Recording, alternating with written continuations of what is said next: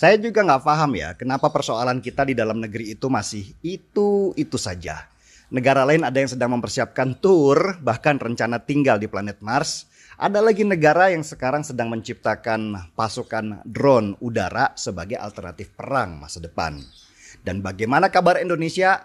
Sampai sekarang masih berkutat di masalah penistaan agama. Yang terbaru ada yang bernama Joseph Paul Zhang. Diperkirakan dia warga negara Hong Kong atau mungkin tinggal di Hong Kong dan berbicara di YouTube menghina agama Islam. Zhang bilang kalau dia adalah nabi yang ke-26 sesudah Nabi Muhammad. Dan banyak lagi cercaan dia terhadap penganut agama Islam. Bahkan Zhang menantang polisi untuk menangkap dirinya.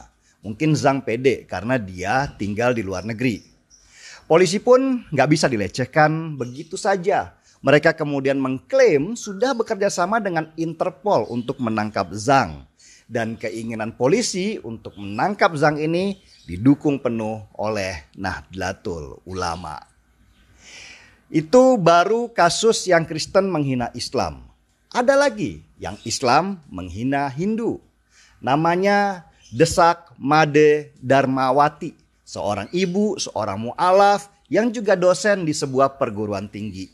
Video Desak Made ini viral di mana-mana karena di sana dia bilang kalau Hindu itu Tuhannya banyak dan Bali sebagai pusat setan terbesar di dunia dan macam-macam lagi pernyataannya. Ceramah Desak Made ini menyinggung orang Bali dan umat Hindu. Desak Made ramai-ramai dilaporkan ke polisi dan dia akhirnya minta maaf. Dan kesaktian meterai Rp10.000 pun berjalan kembali. Desak Made membuat pernyataan dan diviralkan untuk meredam kemarahan. Meski sudah minta maaf, banyak pihak mendorong polisi untuk tetap menjerat Desak Made dengan hukuman. Oke, tadi ada Kristen yang menghina Islam, terus ada Islam yang menghina Hindu. Nah, yang sering kita dengar dan sampai sekarang aman-aman saja adalah Yahya Waloni yang sering menghina Kristen. Waloni ini gak tanggung-tanggung kalau soal menghina agama Kristen. Videonya suka viral di mana-mana. Dan kalau ditanya kenapa dia sering kali menyerang umat Kristen, Yahya Waloni selalu beralasan kalau dia sayang sama Kristen, agamanya yang dulu, dan dia ingin memberikan pencerahan. Lucunya, yang dimaksud pencerahan untuk agama Kristen itu dia sampaikan di depan umat agama lain, bukan di hadapan umat Kristen sendiri. Kalau Joseph Paul Zhang diburu, Desak Made disuruh minta maaf dan akan diproses hukum, lalu bagaimana nasib Yahya Waloni? Kenapa sih dia aman-aman saja sampai sekarang? Ini karena pasal penistaan agama itu masih masuk dalam delik aduan. Dalam artian harus ada yang mengadu dulu ke polisi, baru aduan itu akan diproses secara hukum. Kalau nggak ada yang ngadu, ya polisi nggak bisa proses. Nah, disinilah kelebihan kalau menghina agama Kristen. Agama Kristen mungkin agama yang paling sering dihina di Indonesia. Bukan hanya dihina, mereka juga bahkan dilarang ibadah di beberapa daerah. Dan karena terlalu seringnya ditekan itulah umat Kristen kemungkinan besar menjadi apatis.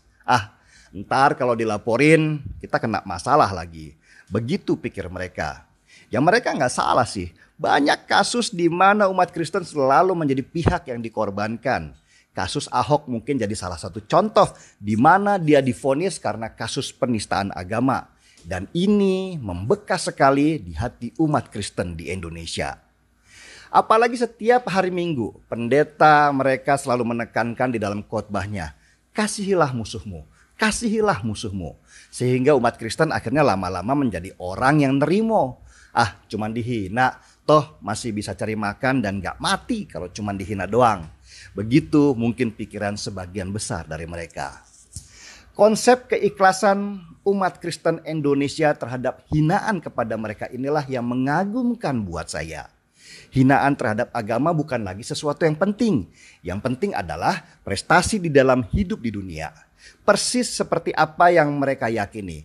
Kalau pipi kananmu ditampar, berikanlah pipi kirimu. Bukan saya mengunggulkan agama Kristen itu lebih tinggi dari agama lain. Tetapi setidaknya konsep itu bisa kita pelajari supaya kita tidak terlalu reaktif atau bereaksi berlebihan ketika ada orang yang menghina agama kita. Karena ketika yang dihina itu reaktif, maka akan muncul hinaan-hinaan lainnya. Karena pasti si penghina itu senang ada reaksi balik dari mereka yang dihina.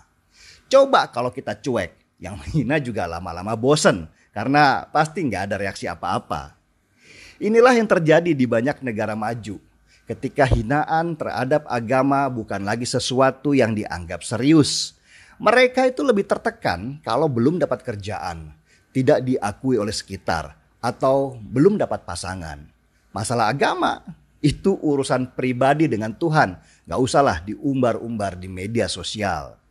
Dan karena itulah mereka akhirnya bisa berlomba-lomba di dalam teknologi, saling berkompetisi siapa yang duluan bisa ke Mars, saling sikut-menyikut di arena balap yang prestisius, juga saling mencari kejayaan di bidang ilmu pengetahuan.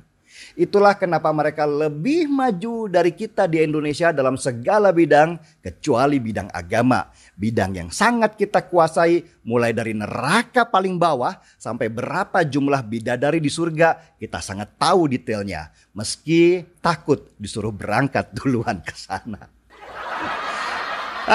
Entah butuh berapa generasi lagi biar kita akhirnya bisa dibilang sebagai negara maju dan lebih sibuk dengan penelitian.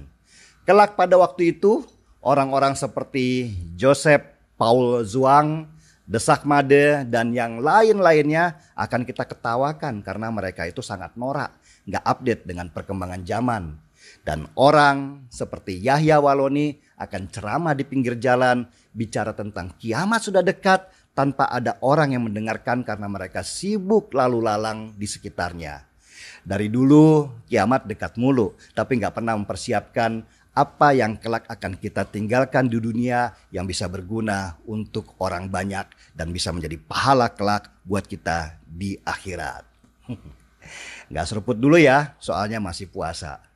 Markibong, mari kita bongkar semua. Saya Den Siregar, kita di acara Timeline.